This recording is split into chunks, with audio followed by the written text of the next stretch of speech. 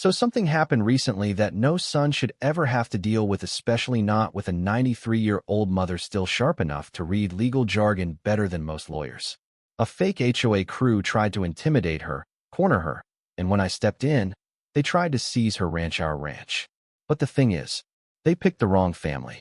And by the time I was done with them, they didn't just leave empty-handed, they left limping, humiliated, and legally cornered. Let me start at the beginning, because this whole mess didn't begin with a knock on the door or a neighborly complaint. It started with silence. The wrong kind of silence. The kind that makes animals freeze and veterans like me reach for the thing we never quite put down even after the war ends. I'd just flown in 3 days earlier. The ranch was as quiet as it had ever been, the wind whispering through the dry grass, the porch step creaking like it remembered me. But what I didn't expect was a manila envelope in my mother's hand and a tremble in her fingers that no winter ever caused. They said my goat shelter's not up to code, she told me, handing the envelope over like it might explode. Inside, a mess of legal threats, terms like unauthorized development, pending seizure, and non-compliance with zoning overlays. I asked her what HOA sent it. She just shrugged and said, they keep changing the name. Now there's something like rural zoning entity. Of course. New name, same con. That's how you keep leverage without legality. Cartel 101. That night, I walked the fence line. It was something Dad always did, his way of saying goodnight to the land. Only this time, I wasn't checking for coyotes. I was checking for tracks. And I found thin footprints at the back gate. Deep tread, heavy heel. Military issue. Someone had been out here, watching. The next morning, while fixing the east shed latch, I heard it. A metallic clink. Not casual. Not wind. Intentional.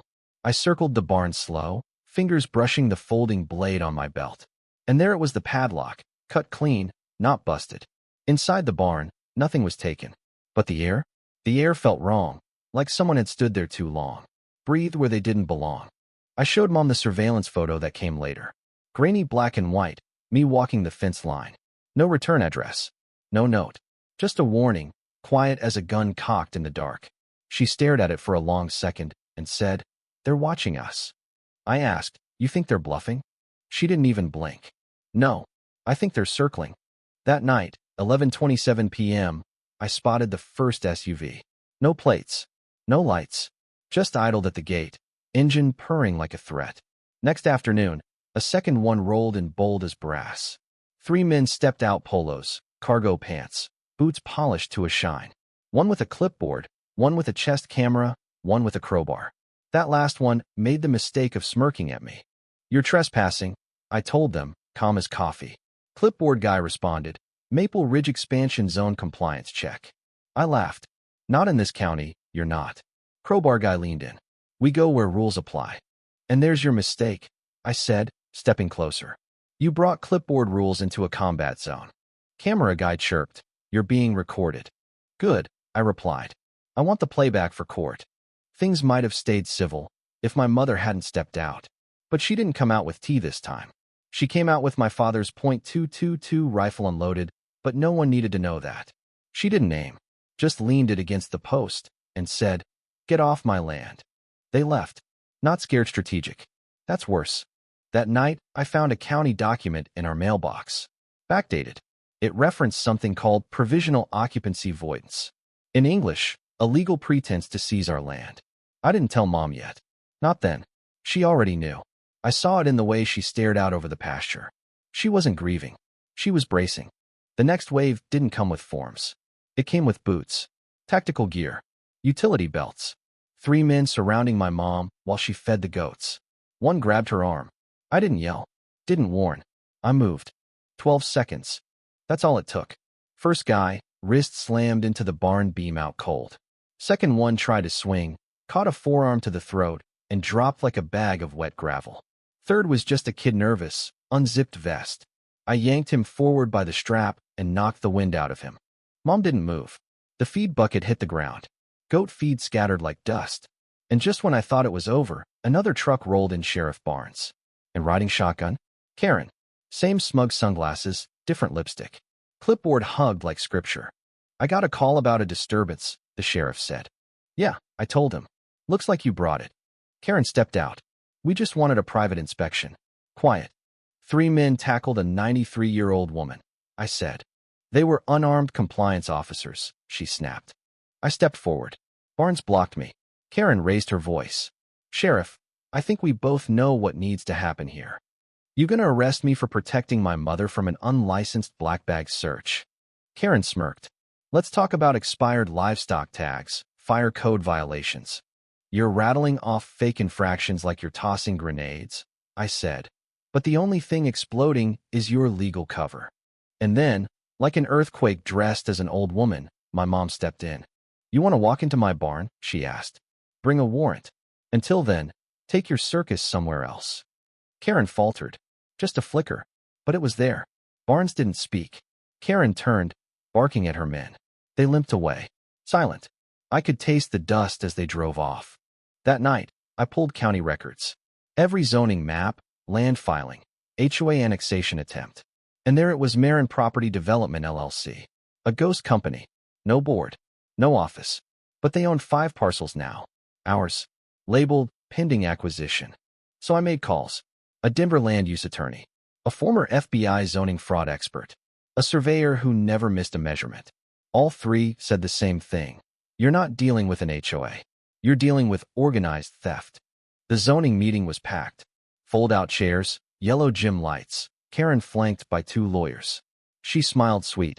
Sold her lie about community green space and family housing. Then I stood. Slide after slide, property records, email leaks, ownership trails, fake documents. And then the bombshell, a direct funding link between Karen's brother-in-law and Marin Development. She fired back with a red folder. Claimed I didn't own the land. Claimed no will existed. Claimed we had no right to be there. But Mom stood. That land was never dormant. My husband walked it till he died. And my son? He never left. Karen muttered. But he's not here anymore, is he? Mom, no. But we are. The board asked for proof of ownership transfer. I didn't have it. Yet. But I knew where to look. The shed. The concrete slab behind Dad's tool bench. It took blood and sweat to break through, but beneath it was a fireproof lockbox. Inside, a revolver, a flag, a Zippo, and a letter addressed to me. Dad's letter said, If you're reading this, I'm gone. Don't ask for permission. You never needed it. Inside the envelope, a notarized deed, the original land patent, and the final punch, everything dated, signed, and filed. I went nuclear. Filed it everywhere: court, Facebook, county office, HOA board, local newspaper. Court reconvened. Karen tried to dismiss the deed. Then my surveyor testified.